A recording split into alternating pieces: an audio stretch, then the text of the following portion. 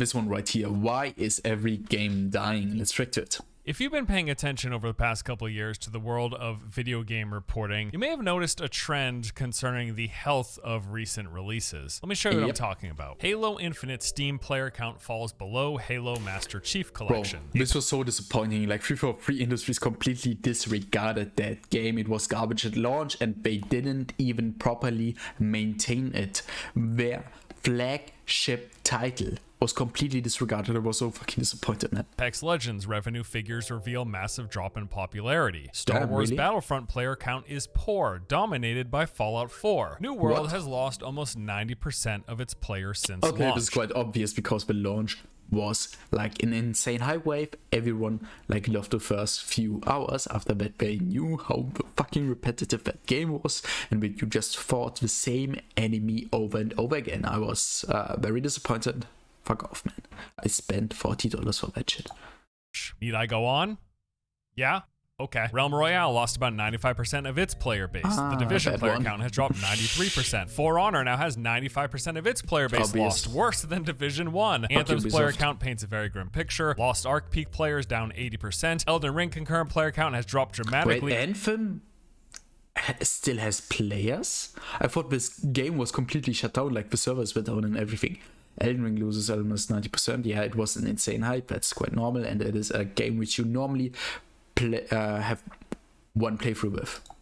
Almost 90% losses. We are obsessed with concurrent player counts in games. Specifically, we're obsessed with how many people are leaving a game and how many people are still left. And it's not just games journalists and YouTubers looking to clickbait, although there is plenty of that for sure, but also just go to the forums or Reddit page of any game released in the past few years, do a quick search, and you are guaranteed to find plenty of threads talking about the number of people leaving the game and raising the question, is this game dead? And if you were to base your opinion on these discussions, these articles, and these YouTube videos, the answer would always be yes. The game is dead. Every game, in fact, appears to be dead or dying. So like, okay, what's going on here? Because that, that doesn't make a lot of sense, right? Well, I think not every game is dying. Like those massive games like Apex, this is something you mentioned before. Like, yeah, it still has a massive player base. It's like pretty insane. Yeah, it was much higher before, but it is still pretty high. The thing with all these other games like Anthem mentioned, like no one plays these. There are like 4 people online who play this shit. That's a sad thing. There's a lot of different elements that go into this fixation on literally. player count, but also many reasons why we continue to see example after example of new game comes out, is popular for a time, but then loses 70, 80, 90% of its players shortly thereafter. Some of the reasons are simple, like, people just stop playing games, but some of them are a little more complex. And one assumption that I just want to clear up immediately is this idea that player count decline is a direct indication of a bad game. Just no, it's not. Not it at can all. be. It is just the hype wave dying, trust me. Consequence of a bad game if you release And something that people are at first excited for, and then they jump in and realize it's not so great. Yes, they will leave, and that is some of what is taking place here. But also, it doesn't matter if a game is total trash or if it's fantastic. Nearly every game actually will have a rather dramatic decline in player count eventually. There are, of course, some exceptions. Games that come up and post-launch will steadily grow. Fortnite was one such a case. When Epic released the Battle Royale spin-off of their PvE Horde mode game in July 2017. Like, because they truly invested in that hype wave. Like, they saw that hype wave coming, they abused the update system and constantly updated that game, and this is how it stood popular. That's the case. Not a lot of people were playing at first, but then in the following months, it saw massive growth, becoming, at least for a time, one of the biggest games in the world. But these are outliers, and not every game can have Fortnite or Minecraft or vanilla World of Warcraft levels of post-launch growth. And even those that do inevitably see a vanilla Warcraft also died like after like a few months. Like, so many players left, it was insane. fine as well. The record for largest peak player count ever recorded on Steam goes to PUBG. The game launched in March 2017, and then later that year in December reached a staggering... It was fucking garbage and buggy, and I had so many connection issues. My PC was garbage back in the day, but it was fucking fun with your friends, man. Like, this is the good shit. Peak of 3,236,000 concurrent players. Now today, it is down nearly 90%. Pathetic, right? Well, no, not actually, because that still puts them at an average daily peak at roughly 350,000 concurrent players. Still so many? And this is not including like mobile or other platforms, man. Which insane. Most days has PUBG still in the top 5 most played games on all of Steam. So percentages can be deceiving. Like, yes, it has dropped 90%, but 90% of the highest recorded player count on the platform ever is still a very large number. And while we don't have Steam player count numbers for every game, we can use Google Trends as a barometer. As imperfect as this may be, it does give us a general sense of things. For example, take a look at Minecraft, which to date is the highest selling video game in the world ever. It peaked in popularity in July 2013, which was about 2 years after release. It then progressively dropped down to an 80% decline, which occurred in October 2018. And although it has started trending up since then, it is still at the moment a mere 50% what it was at its peak. We know from back when Blizzard published subscriber counts for... The thing is also that back in the day there wasn't so much competition. Like, this just all the people knew. We just knew those 5 games which were like pretty big, and that was it. For World of Warcraft, that game peaked at the end of Wrath of the Lich King in 2010. That was a solid 6 years of growth, which is very impressive, but ever since then it has been a downward slide. Again, because of newer games and new fan bases for new genres. So as you can see, even with amazing games, even with some of the biggest, most popular titles in the world, they all follow the same trend of losing massive amounts of players over time. We just have example after example after example. In fact, I think a perfect recent showcase of this would be Elden Ring. While some people may argue otherwise, this is clearly a great game. It is no doubt going to make its way onto most top 10 lists this year, and it's also bound to rake in many Game of the Year awards as well. This should be one of those titles that we can all point to as one of the better games to come out in 2022. Nevertheless, there are currently a bunch of articles and YouTube videos pointing out the fact that the game has lost a significant number of players. Yeah, and the thing is, the other Souls games, they still have a strong player base because their PvP isn't as fucked as Elden Ring. Like, Elden Ring PvE is something different. Yeah, it's fun. You can abuse some weapons and shit. It's quite easy, but too easy, I guess. But you play that game one time through, and after that, what do you have left? You get Plus, which is not very exciting as in the other Souls games, and the PvP is garbage. I was so disappointed with the PvP in Elden Ring. Either you like completely one-shot the other person, or he one-shots you, and everyone is using the Rivers of Blood. It's fucking boring. Like, it just completely lost the charm. Like, with the other Souls games, you get parry, you have those intense fights. It's much more exciting, even though the servers are a bit laggy. Yeah, that's a problem, but the PvP in the other Souls games are like 10 times better than Elden Ring. Which is an accurate observation. Elden Ring peaked at about 953,000 concurrent players on March 3rd, a week after it launched, and then a month later that dropped down to 450,000 peak, and as of today, it sits around 50,000 peak concurrent players, which is roughly a 95% decrease. Dead game, right? No, not a dead game. It's just a game that a lot of people played and then finished, whether or not they completed the game or not. They played through it, they had their experience, and then they put it down, they moved on, as is the natural progression for most games. On the flip side, of course, though, we've got plenty of examples of bad games that see a decline in player count. But that's just my point. Great game or bad game, most games will see a decline. It's really just a matter of when. And for bad games, that decline is likely to happen a whole lot sooner. Okay, so now that we've established that this is going to happen no matter what, great games, crappy games, a decline is going to happen, what's with the fixation? Why do we keep talking about these these massive percentage drops? Why is it always brought up? Why is it used to reference and call games dead games? Let me touch on this. There was recently an article posted on PC Gamer titled "Fixating on Player Counts and Dead Games is Making Gaming Worse." The main takeaway from this was pretty much that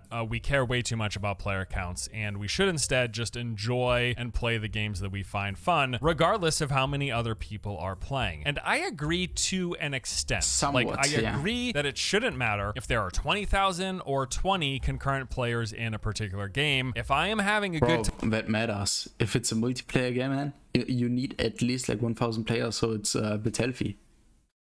Like concurrent time while I'm playing, that is what counts, right? Yes, of course. Back in the day when I went to my local Blockbuster to rent a copy of Metal Gear Solid, like a full 2 years after this released, I had no idea or care for how many other people were playing simultaneously. And had today's trend of reporting on percent player count drops been a thing back then, almost certainly I would have seen headlines in a magazine like Metal Gear Solid, massive flop, 99% player count decline. And had I let that influence me and not rented the game, I would have missed out on one of the best gaming experiences of my life. Similarly, today, had I seen a 90% player count decline in Elden Ring as a sign that people didn't like the game and not played it, I would have been doing myself a massive disservice. So I agree that we shouldn't let player count declines necessarily determine if we are interested and wanting to play a game. That should not be a primary factor. However, while I agree with that, there is a big distinction to be made between that kind of game and these online only or games as a service titles, because player counts and growth or decline tend to tell a bit of a different story and have different implications here, ones that are becoming ever more relevant for gamers as the years go on. Today's gaming landscape is very different from back when I went to Blockbuster to rent Metal Gear Solid. In 2022, a large proportion of all of the new games coming out each and every year fall into the live service, games as a service, always online category. Games that require a constant internet connection and further support from the developer to get all of their content and to even continue existing. They tend to follow a similar formula. They will launch with a base and promise continual support and additions over time. The game comes out, it is more or less incomplete with the promise of completion coming later on. There will be a roadmap of regular planned updates, seasons that will bring in new content and progression goals, weekly events to keep you coming back, so on and so on. This is the case in just about every genre. AAA FPS titles like Call of Duty, Apex Legends, and Overwatch. Looter shooters like Destiny, Division, and Warframe. You got the MOBAs, League of Legends and Dota, MMOs, World of Warcraft, Final Fantasy XIV, ESO, Guild Wars 2, so on and so on. But even games and genres you might not expect, like some mostly single-player RPGs, turn-based games, card games, nearly everything has become— Oh my god, I hate Hearthstone, man. Such a bad experience with that game. Become a live service that is tied to a server and promising that there will be more of the game to come. And for these titles, if there isn't an active player base spending money or new players buying the game to fund further development, update plans might get delayed or even canceled altogether. That content roadmap that they launched with, if not enough people bought and are playing the game, just forget about it. It might as well have been a hallucination. So when a new game launches and the player base tanks, there is a significant chance that promises the developer made about what the game will include later down the road, they are going to change. And for this reason, it is probably best not to purchase a game based on what is promised to come, but based on what is currently in the game. But it's also for that reason that I think players are so keenly interested and constantly talk about concurrent player counts. But not getting like some future promise updates or content patches or DLC or expansions, that's one thing. Even worse is games just getting shut down. Being a lifelong fan of MMOs, I have seen this a lot. Games that I've had an absolute blast playing over the years, like WildStar, Warhammer Online, WildStar was great. Like, it had so much potential, but Firefall, EverQuest Next Landmark, all of these and many more are dead. But not like LOL, the player base is dropping, haha, dead game, rip XD. No, like literally dead, as in they don't exist anymore. In most cases, of course, this happens happened because the game didn't have a large or active enough player base to fund and sustain the game's development. And yeah, this has been occurring in the MMO space for a long time. We are used to it. But recently, in the past few years, it has started to creep into other more mainstream parts of gaming, as these always online titles in other genres have reached the end of their financially viable to keep afloat cycle. Just last month, Ubisoft announced plans to shut down online services for 15 of their games. These include 5 Assassin's Creed titles, Far Cry 3, Splinter Cell Blacklist, Prince of Persia, The Forgotten Sands, and a handful of others. And we've seen some other very high-profile examples of games from big studios shutting down in recent years. Epic shut down Paragon in 2018. Oh my god, this game had so much potential. I actually loved that one, but my PC was garbage. I just watched a bunch of videos, but 2K shut down Evolve in 2018. So much potential. 2K also shut down Battleborn in 2021. We saw Yep, I had this one, Battleborn. Bro, those games. So if they did launch them properly, if they did that, it would have survived for a bit longer, I guess, or could have gotten a good player base, like a small one, which is like really loyal and buying all that shit. That would be great.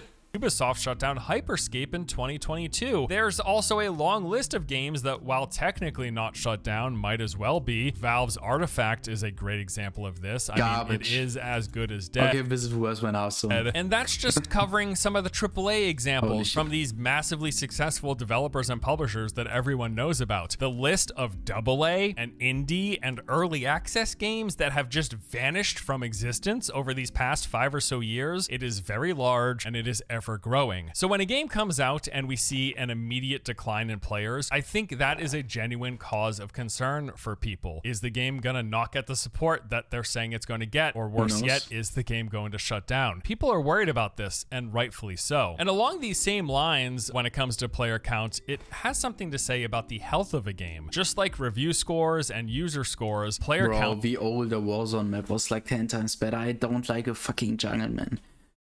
It works with other games, but not for Battle Royale. Because it's fucking weird to fight in this new map.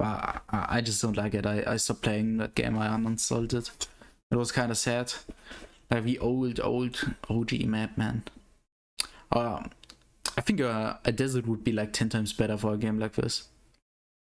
Is another metric that people are a small city or big one besides using to help determine, is this game good and is it worth checking out? As we've covered, it is of course natural for people to stop playing every game eventually, but especially for games that are designed to be played over longer periods of time and built to be logged into every day, like the developer, the publisher, they are designing these games for people to come back day in and day out. How much and how quickly a player base drops in these titles is noteworthy and a clear indicator of an issue for potential players. If a new MMO launches and loses 90% of its player base in a single month, that tells a story. It could be that the game is having a lot of server issues. People can't log in, so they stop trying. It could be that the game is full of bugs, glitchy, laggy, or it could be that it's simply not fun to play, and after giving it a shot, people quit sooner than later. Or let's say we've got a game that comes out, numbers are strong, they grow even initially in the first couple of weeks, but then they start heavily declining after a month or two. This could be an indication that the late or the end game content is lacking. Player count... It's like one of the most important things. You need to have a good experience from the early to late game, and then in the late game period you still need to have something to do. Like in Black Desert, you can do a bunch of shit, even though that game is pay to win and you can't really compete with the highest players. You have still... You can still do shit. Okay, you can fish, fish. Okay, you can do market shit, you can breed shit, you can do so many things. This is end game you need in a game, and so many new games don't have that fucking end game. It is just waiting for the next patch for new content to come out, and that dry period, in this dry period where people need to wait for the next content patch, many will quit. That's just it. is just one factor. Like you don't get the entire story just by looking at these numbers. But if you take player count and you add in player experience, the discussion that's happening online around these games, then it starts to paint a picture of what the larger issues may be and what could be causing player decline beyond that natural drop that every game, even the best games in the world, all see. And that is interesting for the current as well as the potential players. And then there's just the fact that everything is vying for our attention, and there is way too much of all of it. There are too many live service games that want us playing every day, all day. And with how gaming is at the moment, I think much of the fixation on active player count just stems from people not wanting to waste their time or their money. As much as you can just enjoy a game for what it is in the moment. Bro, if a new Battle Royale comes out, we will just quit it after a few days and we're gonna play like Warzone or Apex again, or Fortnite. Because that is the thing where they spend most of the time in, like the genre where they grew up with. And if something new comes out and doesn't even match those giants, then it's immediately fucked. It's just a fact. You can't make a new Battle Royale and make it successful. And there is a big draw for a lot of people to spend their time on something that will last. Like, I really enjoyed Firefall. It wasn't perfect, but I had fun playing over the course of a few years. Firefall no longer existing doesn't take away the fun that I had, but on the other hand, there's a functionally infinite number of games that I haven't played, more games than I will ever play in my lifetime that I could have played. So would my time have been better spent not on Firefall, but say playing Final Fantasy XIV? I don't know, maybe. Like with anything in life, making a decision to do one thing is a decision to not do literally everything else. So choosing to spend time playing one game means not spending that time playing any of the other games. That is just a fact of being alive and having to make choices, and I think with that there is a natural fear people have to not want to spend their time doing something that they feel in the end was a waste. Although I don't believe that experiencing a game that gets shut down or loses further development and functionally becomes abandoned, I don't believe it becomes a waste if it's no longer playable, but I do understand the aversion. And like I said, there is a long list of factors that go into this fixation that we have with concurrent player counts and whether or not a game is dead or dying. And I imagine what we've touched on here is just one facet of the entire picture. And as more time passes and more great games release, all in competition with each other for our time, this isn't going to get any better. We are going to keep fixating on player counts, on discussions around forums and articles, all of this. This isn't 2004, you know, when WoW came out and there were like one or two other good MMOs to potentially play. Nowadays, there are hundreds, if not thousands, if not hundreds of thousands of great games that we could just boot up right now and play instead. And that list will just keep on growing with time. So there are tough decisions to be made, and looking at reviews and everything around games, and yes, looking at active player counts and noting their decline and how quick that decline happens. This is all factored into the decisions that we're making on what games to play and what games to spend our time on. And there you go. That is going to do it for this video. This was fun, a little bit different than my usual fare, but nonetheless, I had a good time. I hope you enjoyed it. It's kind of fun diving. Go subscribe to him. It's this dude. He's called Force Gaming. He did the content. I just reacted to it. And if you want to see one more of his shit, like, yeah, go subscribe to him. If you want to see more of my reactions, then you can go subscribe to me as well. Like, I don't mind it. I would like it. And I guess that's it. I guess see you next time. Wafer.